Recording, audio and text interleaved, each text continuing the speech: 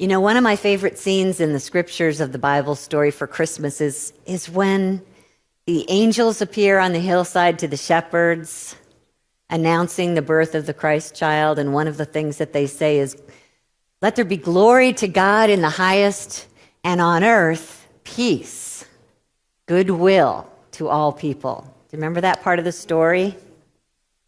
It's almost as if, okay, now that the Christ is in the midst of us, we have the ability to be at peace. That's the way I'm going to interpret it. We've been given the presence of the Christ in each one of us. It's our ability and our charge, in my opinion, to work for peace, to let there be peace. Goodwill to how many people? All people. All people. Not necessarily the easiest thing to do. But I want you to consider today that the whole thing about interacting with people is a call for our spirit to evolve. Did you know that? Think of your spirit as one with God, the Christ expressing in each of us uniquely, coming here to evolve in a way that it cannot be done in the spiritual dimension alone. It requires mixing it up with a lower, slower dimension. And the prime example of a lower, slower dimension is a human being with an ego, right? So I hate to say it, but that's our call. And sometimes we just want to run away from it. But I'm asking you today to let there be peace with others. Let's make that be our focus this week as we look at this whole theme of let there be peace. This week it's about let there be peace with others. I think this was Marianne Williamson that told the story. If not, sorry. But she talked about how she just had a really difficult time when it came to her love life. And she was constantly running into guys that were treating her badly and just, not able to find that right and perfect person, constantly feeling like she was taking it in the jaw, so to speak. And so finally she decided she was just going to swear off of men for a year. She wasn't going to date for a whole year. And she spent that time just kind of getting her act together and really establishing a sense of self-worth and knowing what was important to her. And after a year, she thought, I am ready. I am able to get back out there. And so she scheduled a date with someone. And first night out, it was like she went out in the middle of the street and got hit by a truck. So evidently, that whole thing of avoidance and running away from didn't work. And I swear there was some, I'm sure, good Buddhist monk that told this little proverb about how if you want a small enlightenment, go into the cave. If you want a big enlightenment, go into the city. Can you see why? Yeah. I had to learn that one for myself. And I was raised, most of you know, I was raised here in Illinois in a fairly small town where a lot of the people there were all alike and we all did things the same way. We all ate the same food. We all voted the same way. And then I moved to San Francisco. And I did it in my 20s where, I don't know if you've ever been 20, but at the age of 20, for me, I was at that stage in my life where I knew everything, right? Yes, of course, until I got into San Francisco. And then I discovered there's a whole lot of different here. Everywhere I looked, there was different. As a matter of fact, one of my jobs while I was there for 20 years was to work as a director of operations in a staffing company, payroll company. So I had the oversight of 800 employees. And I don't think any of them came from this country. I mean, there was people from Mexico and China and France and Germany and Korea and Vietnam, you name it, different languages, go into the lunchrooms and discover a whole new menu that I had never heard of. My sinuses were opening up, sometimes with pleasure, sometimes not so much. And we were, payrolling employees that were doing all kinds of work. They were either working on an assembly line, building a machine, they were packaging a Sara Lee pound cake, They were writing code for your TurboTax software. So there was a lot of different going on and experiences I was having that I had never had before. And it was hard for me, little Midwestern girl that I was in my 20s, to be at peace. Can you understand that? I mean, some people can dive into those moments of difference and like, hey, cool. But for me, it was like, what is this? I'm not quite sure how to deal with this. And anywhere I went in the city and outside the city, as a matter of fact, I discovered there were people who just lived like 20, 30 minutes away that had never been into the city their entire life. That was different, although I kind of understood why. After, living in the city for a while, I could understand why. It might be more peaceful to hang out in a suburb. And I discovered little by little that some of these differences were important things to learn. For instance, when the day came that my husband and I decided to move into the city limits proper, if you know San Francisco at all, this was on Telegraph Hill, right?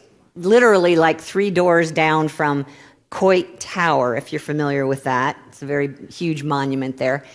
And I, for the most part, when the weather was good, would walk back and forth to work. And it was about 12 blocks, and it was right through Chinatown. And it was definitely hills. Have you heard about the hills in San Francisco?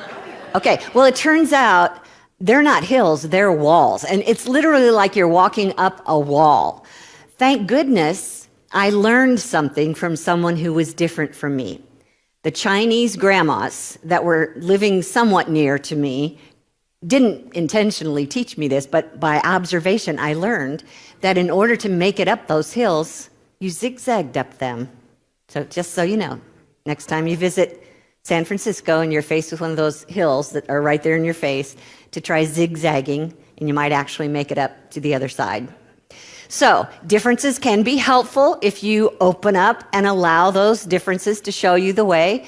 Sometimes differences are hurtful. I mean, one of my managers that I worked for and loved dearly ended up dying of AIDS. That was my first experience with that epidemic that was going on. This is in the 1980s. And it seemed like every time I turned around, my peace was being kind of sapped out of my body. I was having a hard time figuring out how to find something that was familiar to me. That was probably my biggest concern.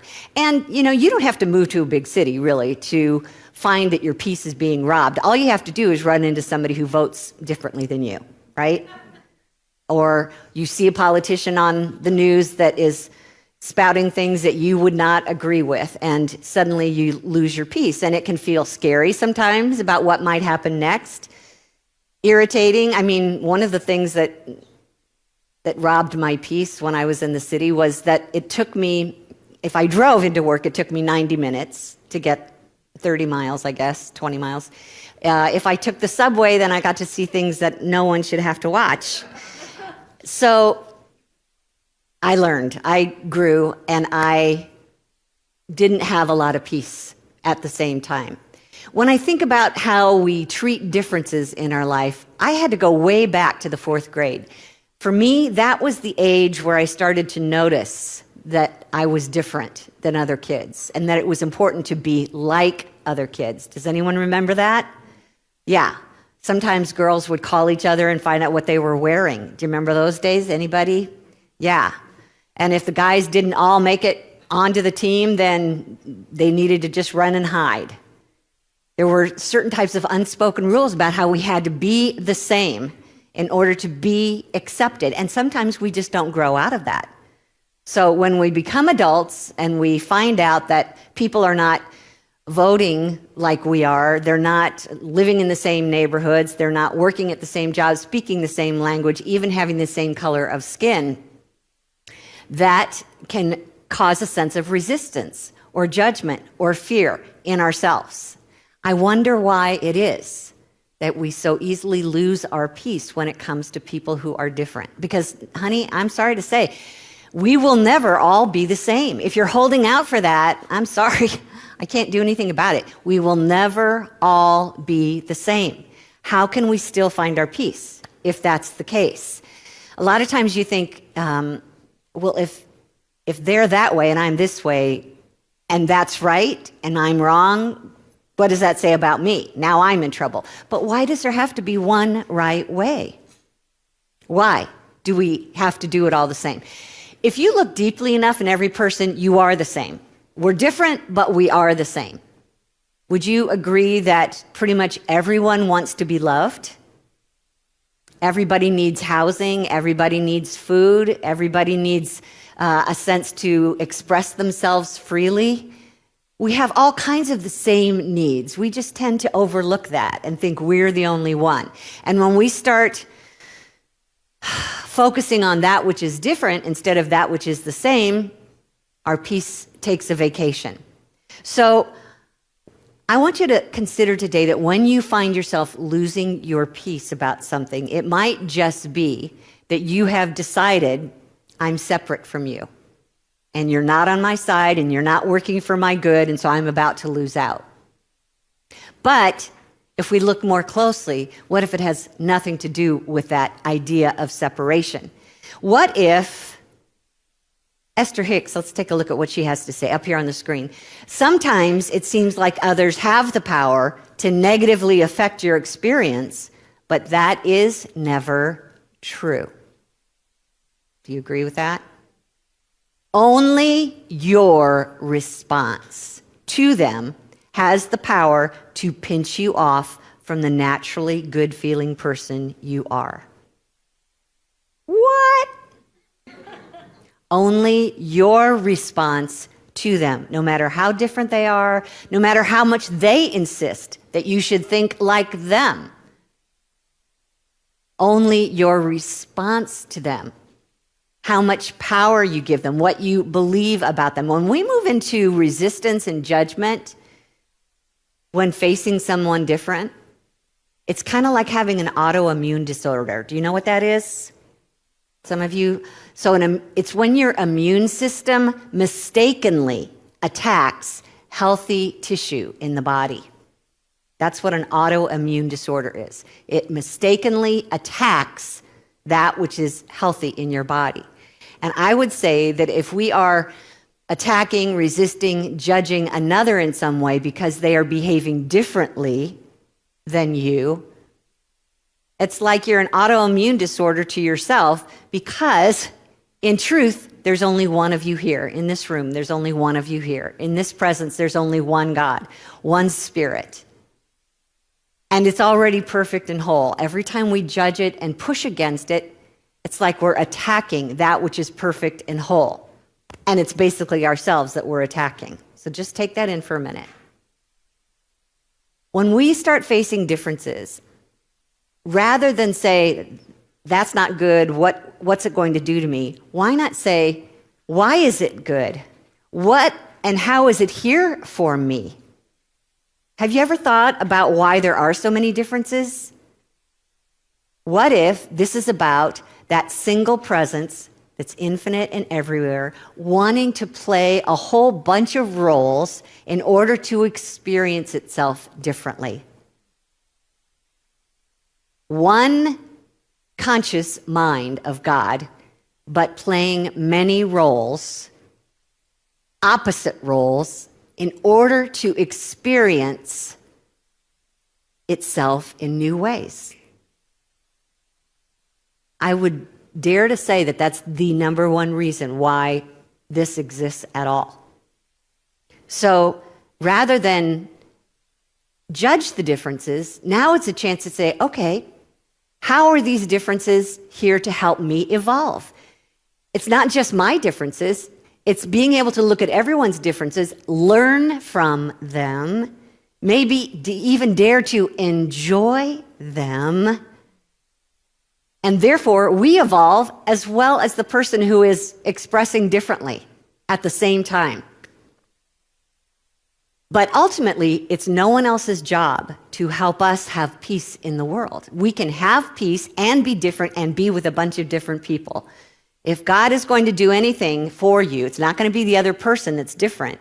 It's going to be how God works through you. God can only do for us what God can do through us. That's our job individually.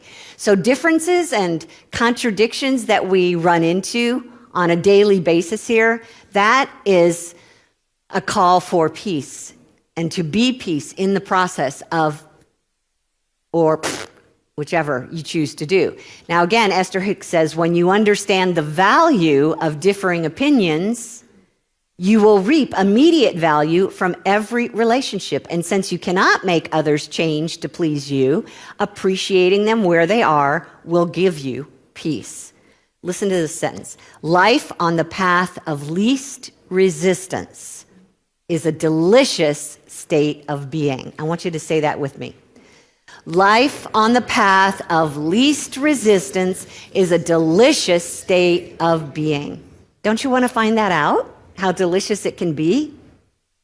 Least resistance, my friends. Find your peace by letting go and allowing. I want to ask Liz to run around with a microphone right now, and I'm going to invite you to just think for a minute, what is peace to you?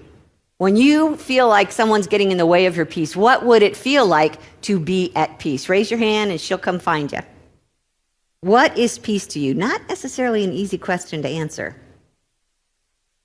What would it feel like to be at peace? How would you know when you're at peace? Oh, they're discussing it over here on the side to make sure that it's okay, right? Okay, go ahead. Calm and serene. Hold on 1 second, Don. Say it. Feeling content. Do you have to have anything make you feel content? Not necessarily. Good answer. Okay, Don. Here comes your microphone now. Calm and serene. Yeah, we were just testing your peace. How many times can you say it before you lose your mind? Good job. Accepting what is. Accepting what is. Did he steal yours? Let's get mad at him. You took our peace. He took mine, and therefore I can't have my answer. Do you see how easy we can go there? Not that you did that, Juliet. But I'm just saying, do you see how easy we can lose the peace because someone else took ours before we got there? Who else has one? Come on, don't be shy. We're going for all the way on the other side of the room.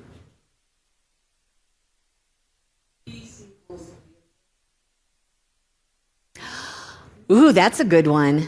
You know, a lot of people don't really think of that as peace. But tell me more about that, Candy. When do we have a hard time? Oh, shoot, she's got to give another answer. She's lost her peace.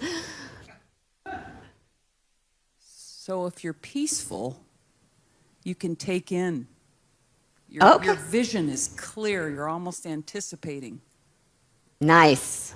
Yeah, got that one. Someone over here had a hand raised. Who was it? Cindy. Way over on the other side. Run, Liz, run. Okay, this is a big one for me. I'm not feeling like I'm responsible for fixing the problem the other person's having, because I can trust that like the mind of God and the heart of God are also working in them. Yes. You know, so that's a biggie. That's a biggie. That's a biggie. Thanks, you guys. Good answers. One more up here, Nancy. Oh, maybe two. Okay, Nancy. Is that you, Jen? Hi, Jen. Okay.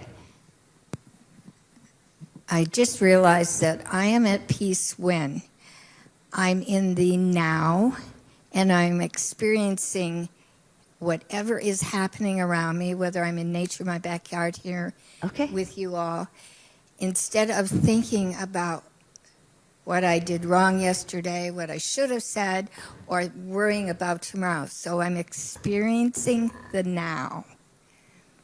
Beautiful. Thank you. And Jen's going to have, we're going to stop at Jen. Sorry. Jen. I've been living this all week as my family gathers at my childhood home to let my dad have his transition peacefully.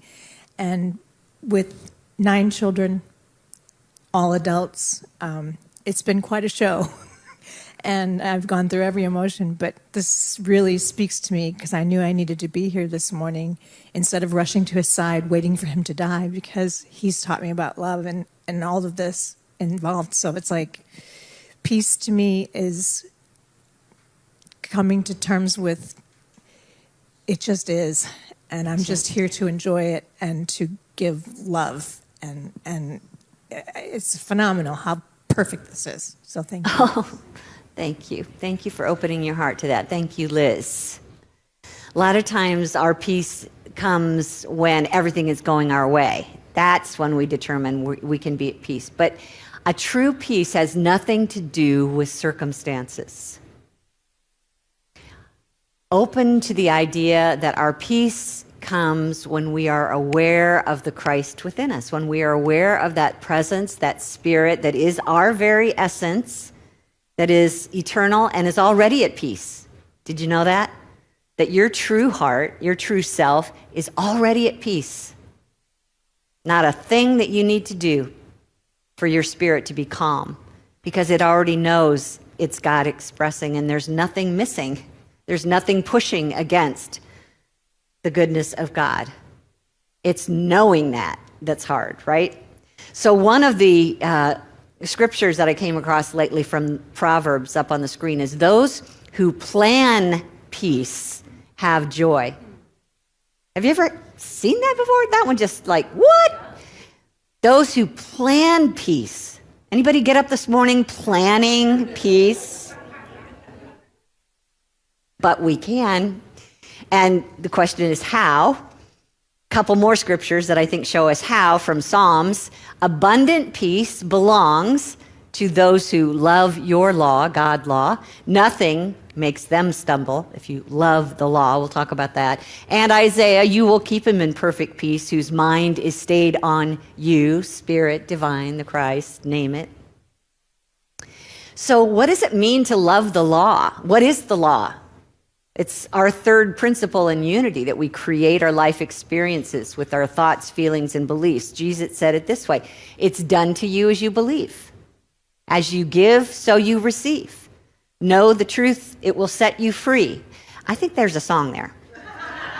Did you hear 3 rhymes? Okay. So to use the law rightly, to love the law, is to, first of all, know how it works, that my thoughts and emotions are actually creating my peace or taking it away from me, and that when I choose specifically what it is I want to give out, I can trust that I will get it back.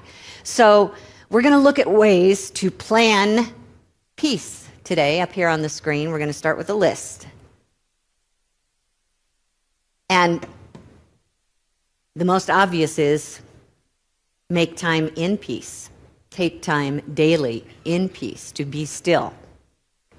Just center your attention on your heart and trust that as the connection to your oneness with God. That anything you're out here looking for that you think will bring you peace actually starts here. So make time every day to turn within and connect to that silence. And notice if at any time you're feeling upset, that you've lost your peace, then remind yourself, I am choosing to interpret this, and that's what's creating this upset in me. So now I can choose again. I can choose peace instead. Oh, what a novel idea. Your choice, your opportunity.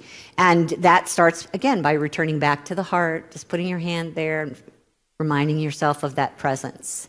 When we get to that place where we know that no matter what we're moving through here, that we're moving as that presence, we can be at peace. And then we can start to help others plan for peace. We don't have to be pushy about it, but just know peace for them, rather than getting stuck on the mistake that they're either, performing right in front of you or they're embarrassed about. You just know peace for them. You kind of go within, see their heart, see their light, see their peace that's already there, and just hold that for them. One of the ways we can do that is last week when Jill was talking to us about how to be at peace with our world, that we'd stop and take 3 deep breaths. Do you remember that? That's a great way to get to peace. And then just send it out in consciousness to those who are around you. Look for that inner spirit. Most of the time when something negative is going on, we tend to use that law against ourselves. And the problem is if you're resisting or judging what's happening, you're using that law against yourself. And if you're taking offense at what they are doing, you're basically giving your power to what they are doing. So this is a chance for us to forgive if it's that type of a situation, because that's where your peace comes from. Forgiveness. Really not for the other person, it's for you and your peace. There's an affirmation, no one can offend me without my agreement. Would you say that with me? No one can offend me without my agreement. So if you can truly realize God is the only power and your good can never be taken from you and it's always available to you, when you truly know that your only source is God, then, okay, take a breath. Their behavior is irrelevant to your well-being.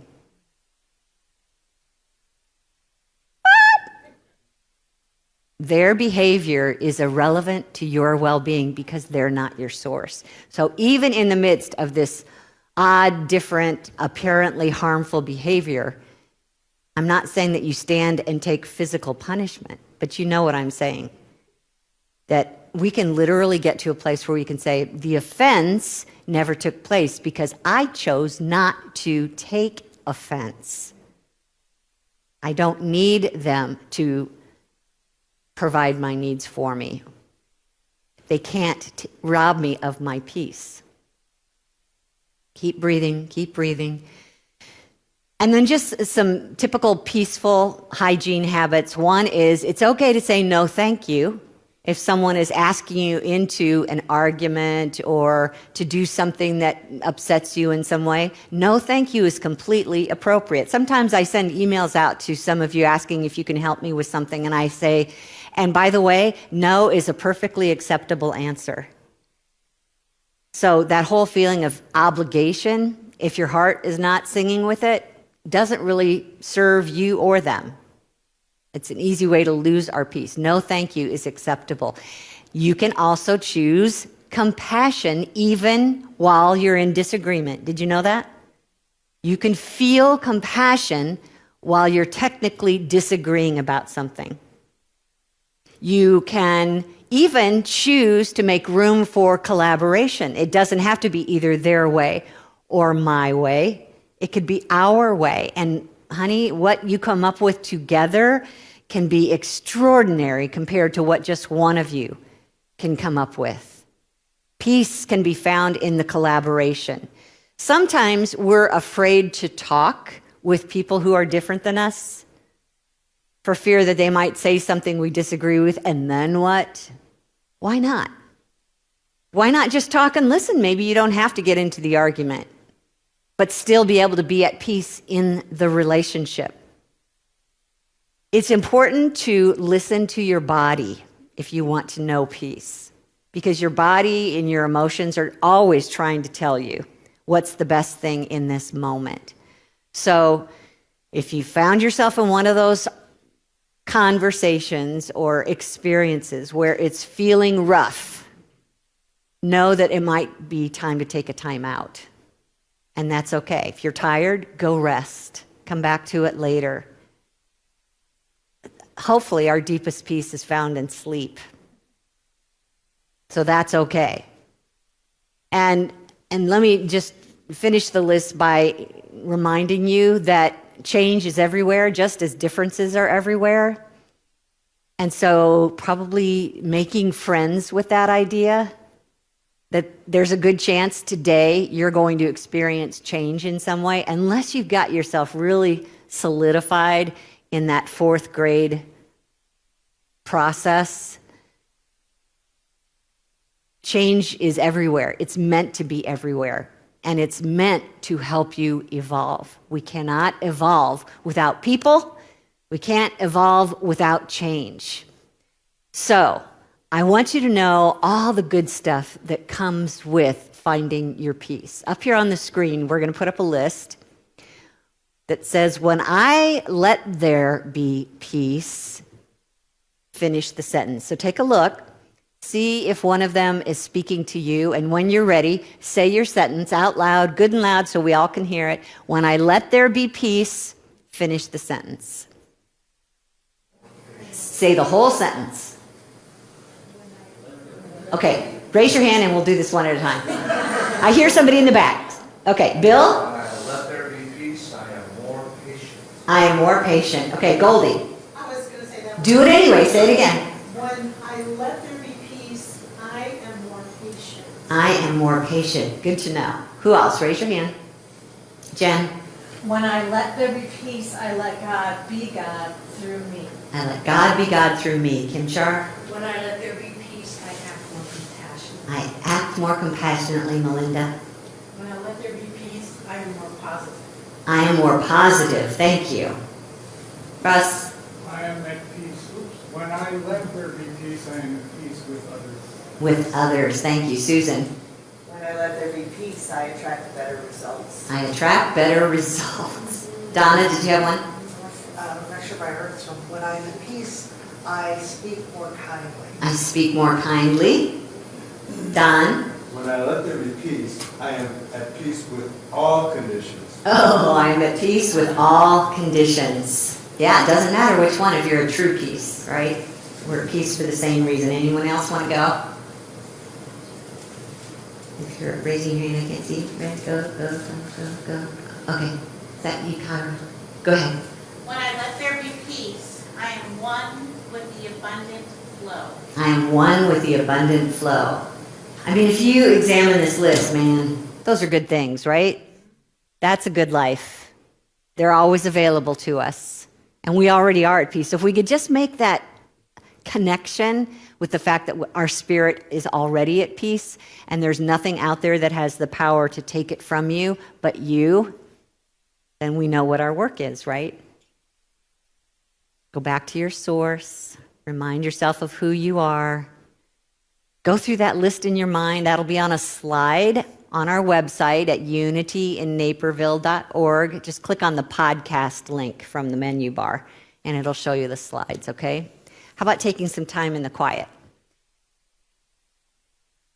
What better experience but quiet to help us be at peace?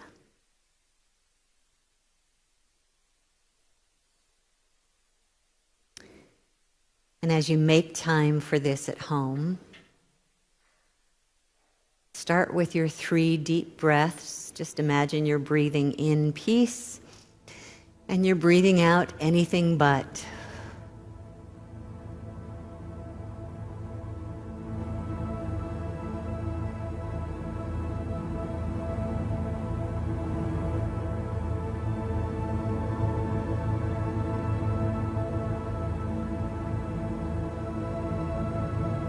Allow your thoughts to drop into your heart. Imagine first its rhythmic beating of life, gentle, stable.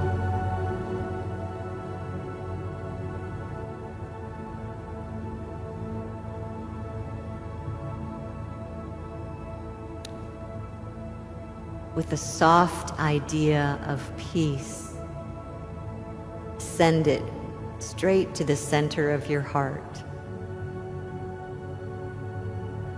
Let there be peace in my heart.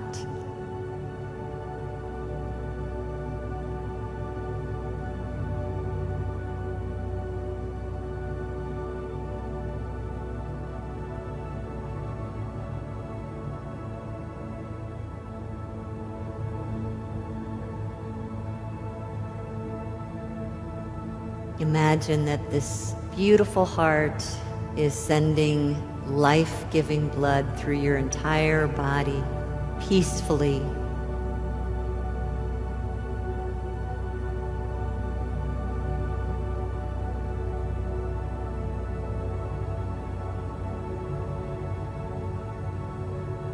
You feel your shoulders relaxing in peace with every breath.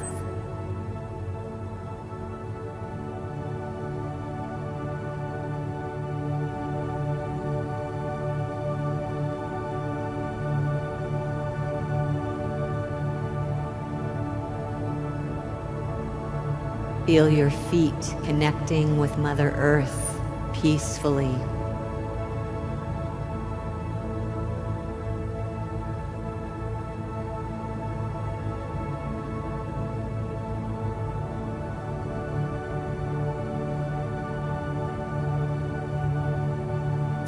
Sense the people that surround you right now. And imagine that there is a divine light connecting you, whose very essence is peace.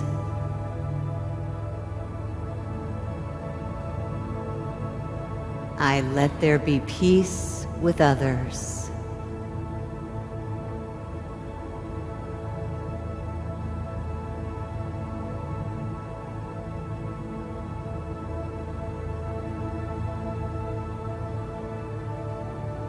And imagine that connection moving out beyond the building, where there are no barriers, and you find your heart connected to all hearts on the planet in peace.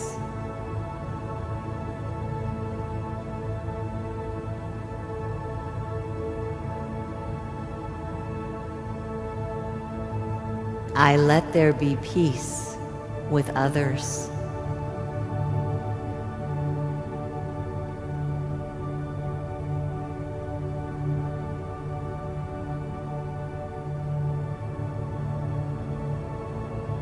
I send perfect peace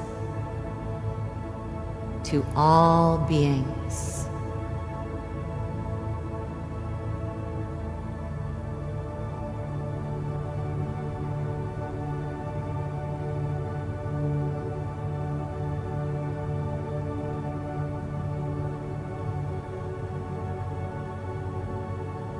I let there be peace in me.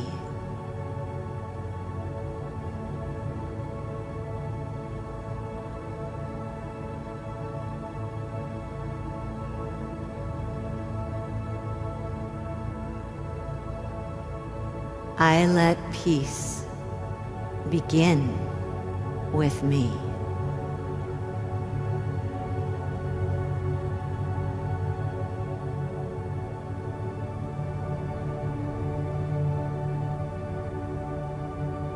I relax and know that God's abundant good is always mine and always belongs to all.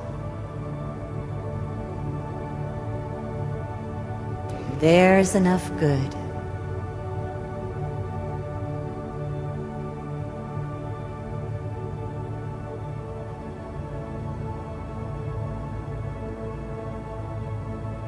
And in this knowing, I am at peace. For this is the truth of my being and all beings. And now I allow it to be. And so it is. Amen.